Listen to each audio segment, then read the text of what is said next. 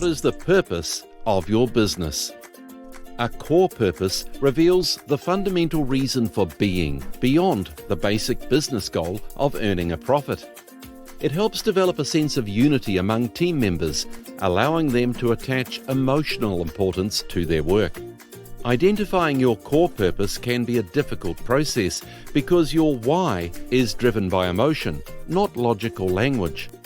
Simon Sineks' Golden Circle helps break this down for us. Your why.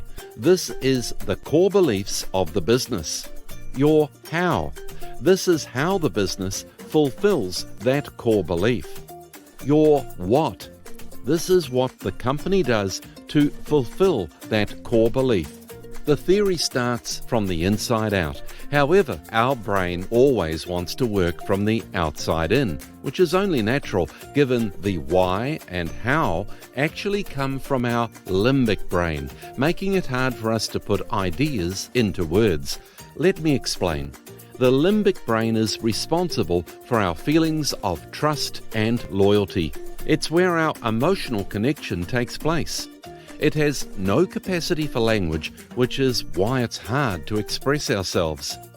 The neocortex, on the other hand, corresponds with the what level.